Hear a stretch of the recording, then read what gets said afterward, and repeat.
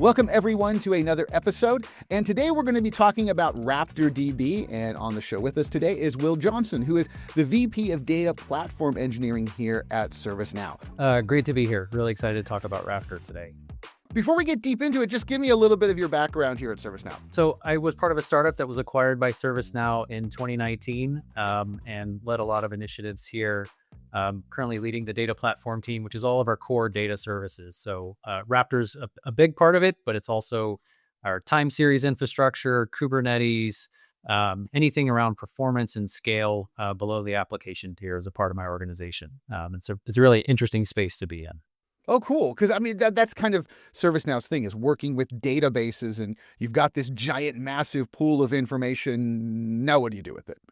Yes. Yeah. It's, I like to say that, everything at ServiceNow eventually funnels through the data platform. So every piece of information that a user interacts with in our system, every workflow, every list, every form, every AI agent, every interaction flows through some part of the data platform, and usually through our core database, being RaptorDB.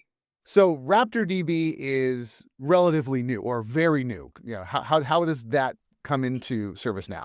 We ended up buying a company a few years ago called Swarm64, and what they brought to the table was a set of technology around columnar indexing and columnar storage technology for the Postgres ecosystem. They had a lot of other great technology around making Postgres bigger, better, faster as well, but we were really interested in them for their columnar engine. And what that allows us to do is run these big, large-scale analytic queries much, much faster than our traditional transactional database. And so then over the past few years, we've been slowly getting ready to ramp up and roll out RaptorDB to our customers. And we've been on a journey for the last sort of 3 years plus, and now it's really hitting the hockey stick, and it's super exciting. So what is the basic idea of RaptorDB? How is that different from traditional databases? There's sort of two main types of databases in the world today. There's what's called OLTP, or online transaction processing engines, and then there's OLAP, or online analytics processing engines. OLTP are your typical, just add, insert, update, read, get type operations, just very standard, data interaction stuff. Here's the stuff, go find it, figure it out. Exactly. And that's sort of like core ServiceNow workflows. So you want to look at a form on a page. You want to look at just a really simple list. You want to have a workflow go from step 1 to step 2 to step 3. That's all transactional. And our current database actually does a really great job with that. The analytics, however, is much harder to do. And so there's usually specialized engines in the industry to do that. We've integrated some of those in the past. However, it's hard to get them to work together. Anytime you have two different databases trying to sort of hand off between each other, it's a really difficult problem. And that's where HTAP comes in, and that's hybrid transactional analytic processing. It's hard to say. Okay, good. Because I was going to ask you to explain that, because I keep seeing that a lot, and we all see that we're like, ooh, this is a big one. Yes. So an HTAP engine is really meant to be the best of both worlds. So it's great at both the transactional workloads and the analytic workloads all inside one database. And that's what Raptor is. So we use a lot of the core transactional processing that Postgres is great at. We use a lot of the columnar engine technology that we acquired from Swarm64 and have sort of really built on top of to be great for ServiceNow. And we have this great HTAP engine as a result, being RaptorDB. Now, when we were talking about this episode and how to really explain this, I'm relatively new to ServiceNow, and a lot of people who see ServiceNow kind of who are using it, we often use the example of somebody spilled coffee on your laptop. You want to get a new laptop, and ServiceNow takes care of that instantly with all of the great databases and information and analytics and AI agents. But with RaptorDB, this is going much higher and wider. How explain? Can you give us an example of how that works?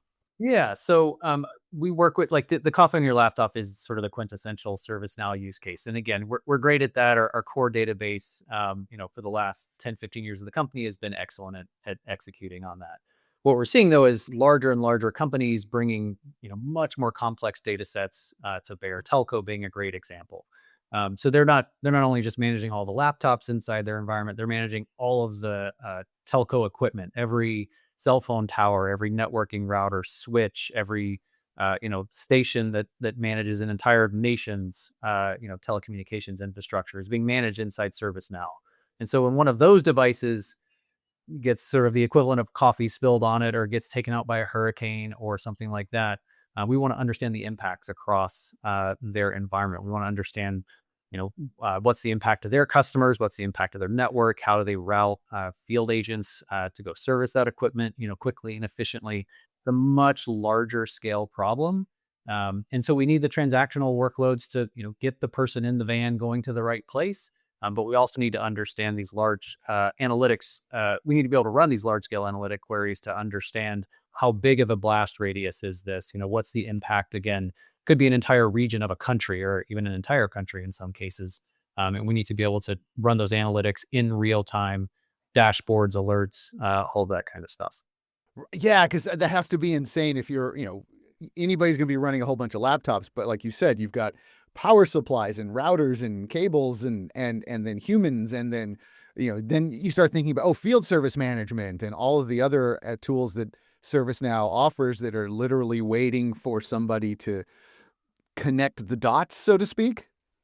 Yes, yeah, exactly. And it's not only even for the telco companies that we work with, they're also using other applications on top of ServiceNow, CSM, HR, CRM. Lots and lots of additional ServiceNow workloads that are oftentimes tied into these larger data sets. Sometimes they're separated, and we just want to make sure we can run it all together inside the ServiceNow platform. But a lot of times, you do want to understand how the server that you're working on as a developer is tied into sort of a deployment chain for a large, telco network or a large banking institution or something like that. So being able to see how all the data relates to every other piece, and again, being able to run queries, to run analytics, alerts, have AI agents work across it. That's what RaptorDB enables at massive, massive scale. Right. I mean, yeah, when you start thinking about it, you'd mentioned, if there's a hurricane, it's like, well, we know a hurricane's coming. We have that information now. Let's run queries, or is it running queries or running analytics that go, okay, start looking here, here, and here. You can start to do that, but also just a lot of these systems have alerts that they're firing into basically pushing information into ServiceNow. We need to be able to take that data in and then be able to react to it appropriately. Again, at massive scale. So yes, you know roughly where a hurricane's going to hit, but where it actually hits, which data centers get flooded and which ones don't. That's you kind of have to wait and see what happens there. And but being able to process all that information, get the right alerts to the right people at the right time. That's really the key for these organizations.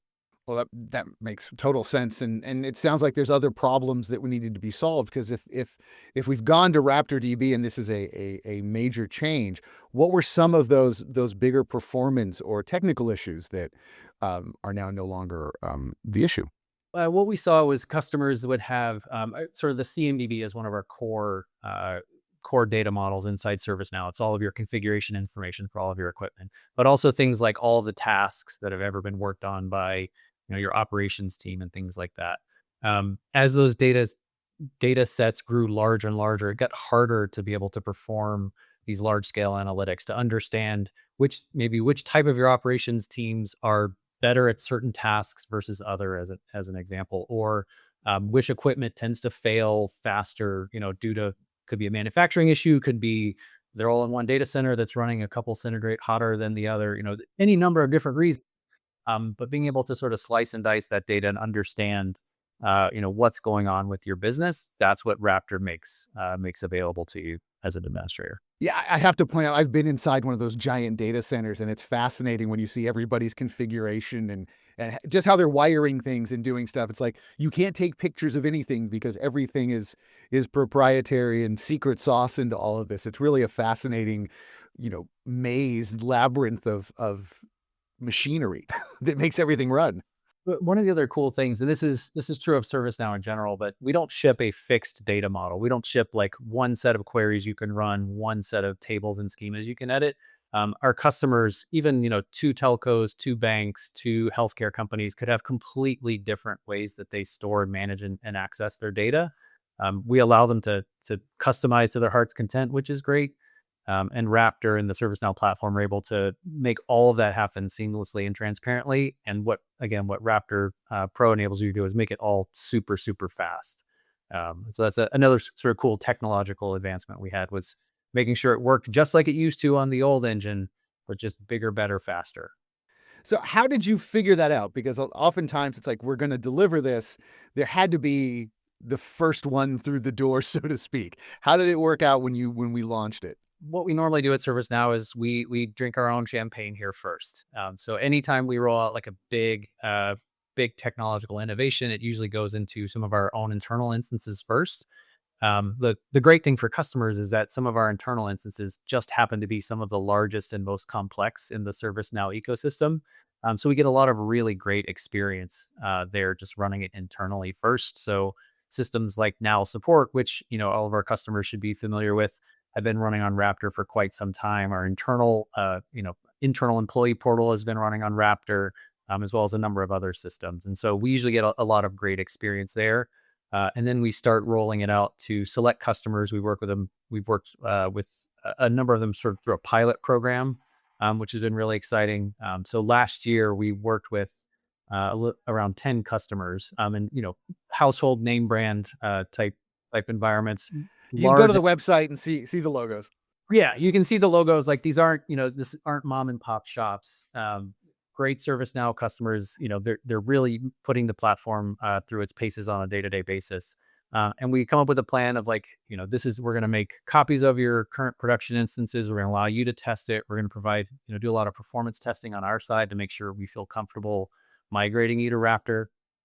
And then it all comes down to usually a Friday or Saturday night, 9 p.m., 10 p.m., something like that. We all jump on a bridge internally. Bunch of people, do a whole bunch of work on the keyboard, and eventually get migrated over to Raptor. Early last year, that was taking approximately an hour. Now we're down to about 5 minutes, which is pretty exciting from a customer standpoint. It's kind of like a blip on the radar in terms of a migration. That makes no sense to me. That's insanity that you're switching an entire company in 5 minutes to a whole new universe. That's insane. Yeah, it's super cool. One of our customers was just starting to get the notifications on their end that the system was down before it started coming back up again. They were confused about what had happened. We're like, no, no, no, like, it's done. You're fine. You're on Raptor. It's all exciting. Let's start testing away. Probably the best part of my job, like, through all of this, has been jumping on the customer calls right after they migrate. A couple customers, again, like, really pushing the envelope in terms of what they're trying to do with the ServiceNow platform. Just laughs, giggles, like, shouting with one or two of them, being able to do things with the platform they were never able to do before. Dashboards coming back in seconds that used to take minutes. It's been really cool to see. We get a lot of great quotes and stuff, and that's awesome. But just seeing, customers really excited about using ServiceNow, who, before might have said, like, it's good, but, I wish it were faster. And now they're just blown away with the performance. Yeah, there is something to be said for in as our technology is constantly changing, going from minutes to seconds is feels like a lifetime. I mean, I don't know if I can wait 5 minutes for anything anymore, but five Exactly. seconds, the time to look away and go, why isn't it done? Oh, it's done now. I guess I'll stop complaining and go on with my day now. Yeah. This is great. It really changes what you can do, uh, what you feel like you can accomplish without getting sort of bogged down, or getting distracted, frankly, with something else. If you can add, five more ways to slice and dice a specific report or a specific performance indicator or something like that, that just allows you to have a much more interactive experience with your data, with your business, frankly, which is great. Some great nichifying ideas that you can start thinking about and go, well, let's try it. Oh, we did it. We've got it. So to kind of wrap this up, looking ahead, what's some of the future that you're seeing with RaptorDB? So future for us, I said Raptor's bigger, better, faster, and that's true today. It's always going to be bigger, better, faster is sort of the theme for the roadmap. Um, so today we're looking at customers with hundreds of millions or billions of CIs. We're going to continue to push that. adding more and more zeros to how many things, how many tasks, how many CIs, how many queries we can run on a single instance, how many users we can bring on board. We have customers, starting to use us in much more B2C or, B2E type use cases. That's, tens, hundreds of thousands, or maybe even eventually millions of different users hitting the ServiceNow platform on a single instance. We want to make sure Raptor can scale to support that. A lot more around reliability, availability, as well as different and new types of analytics that we can power because we can answer queries so much faster. We can enable a lot more different types of analytics on top of the platform. Bigger, better, faster. It's what we always want. Well, thank you so much, Will. It's been a pleasure. I mean, I think that now I understand it finally, which is, part of the thing of so many of us who work at ServiceNow and work with it's like, what's going on behind the scenes? It's like, there it is. That's great. It's been a ton of fun. I think for a lot of us on the project, this is like a once in a career type opportunity, and we're all really excited to see it getting out into the world and making a difference for our customers. So there you have it, a quick introduction to RaptorDB. And to learn more about implementing and understanding RaptorDB, head over to www.servicenow.com/docs. I'm your host, Bobby Brill. Thanks for listening.